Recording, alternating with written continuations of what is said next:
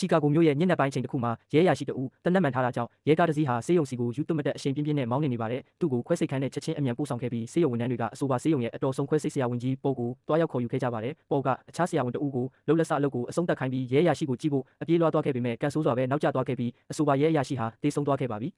နောက်တနေ့မနက်မှာတော့ပေါ်ဟာနယူးယောက်မြို့ကကောလိပ်ကျောင်းတစ်ခုမှာတက်ရောက်ခွင့်ရရှိထားတဲ့သမီးဖြစ်သူဂျော်ဒန်ဇနီးဖြစ်သူလူစီတို့နဲ့အတူမနက်စာအတူတူစားခဲ့ပါတယ်ထို့နောက်သူတို့ဟာဂျော်ဒန်ရဲ့ဘောလုံးပွဲစဉ်စီကိုထွက်ခွာခဲ့ကြပြီးအဆိုပါပွဲမှာပေါ်နဲ့လူစီတို့ကမိန်းကလေးတွေကိုအလွန်အားပေးခဲ့ကြပါတယ်ဒါပေမဲ့အသေးအဖွဲကိစ္စတိုင်းကိုဒေါသတကြီးဖြစ်ပြီးနားမခံတာအောင်အော်ဟစ်နေတဲ့ဖခင်တယောက်ရှိနေပါတယ်ပေါ်ကသူ့ကိုပါဆက်ပိတ်ထားဖို့ယဉ်ကျေးစွာပြောဆိုခဲ့ပေမဲ့အဲ့ဒီလူကဒေါသထွက်လာပြီးစကားများရန်ဖြစ်ရကနေမကြခင်မှာပဲအကြမ်းဖက်ဖို့အထိဖြစ်လာခဲ့ပါတယ်လူစီကကြားထဲကဝင်ပါပြီးပေါ်ကိုခေါ်ထုတ်သွားခဲ့တာကြောင့်အဲ့ဒီလူကပေါ်ကိုလူပြောတယောက်လို့လှောင်ပြောင်ခေါ်ဆိုခဲ့ပါတယ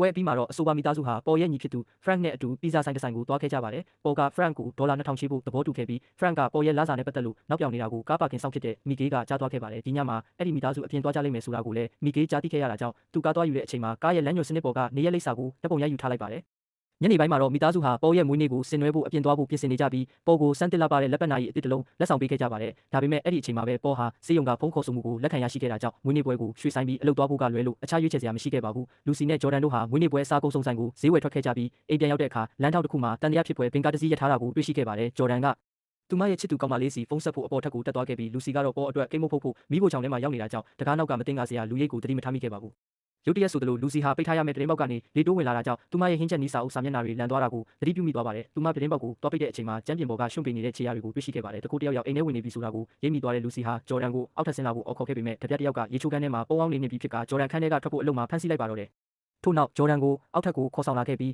းလူစီတာပူးပေါင်းဆောင်ရွက်ခြင်းမရှိရင်ဂျော်ဒန်ကိုတပ်ပစ်မယ်လို့ချင်းချောက်ခဲ့တဲ့ရာဇဝတ်ကောင်3ယောက်ရှိနေကြောင်းသိရှိခဲ့ရပါတယ်။ပြီးနောက်တပြက်ကောင်းဆောင်ကလူစီကိုမိခင်တစ်တာစီခေါ်သွားပြီးအတင်းကျပ်ဖွင့်ခိုင်းကမိသားစုရဲ့တန်ဖိုးကြီးပစ္စည်းအလုံးကိုအိတ်ထဲထည့်ခိုင်းပါတယ်။မိဖို့ချောင်ထဲမှာတော့တပြက်တယောက်ကသူ့ရဲ့အပေါင်းပါကိုဓာတ်နဲ့ရှောက်မစော့ဖို့ပြောပြီးဓာတ်ကိုချခိုင်းကကျိုးသွားရှာဖို့အပြင်ကိုထွက်သွားခဲ့ပါတယ်။အခုသူတို့နှစ်ယောက်တည်းရှိနေတဲ့အချိန်မှာဓာတ်ကင်ထားတဲ့လူကဂျော်ဒန်ကိုနှောက်ယှက်ဖို့အခွင့်အရေးယူခဲ့ပေမဲ့ကျိုးယူပြီးပြန်လာတဲ့သူတငယ်ချင်းကြောင့်အနှောက်ယှက်ဖြစ်သွားခဲ့ပါတယ်။သူကအခြားဓာတ်ပြကိုအဲ့ဒီလိုစီးမကြော်ဖို့တားမြစ်ခဲ့တာကြောင့်သူတို့အချင်းချင်းစကားများရန်ဖြစ်ကြပါတော့တယ်။သူတို့အာယုံလွဲနေတဲ့အချိန်မှာဂျော်ဒန်ကအခွင့်အရေးကိုအမိရဆုပ်ကင်ပြီးဓာတ်ပြရထားကိုလူယူကသူ့မျက်နှာကိုမှုန်းပစ်လိုက်တာကြောင့်အခြားတစ်ယောက်ကသူမကိုရိုက်နှက်ပြီးကျမ်းပြင်ပေါ်လှည့်ချလိုက်ပါတော့တယ်လူစီဟာ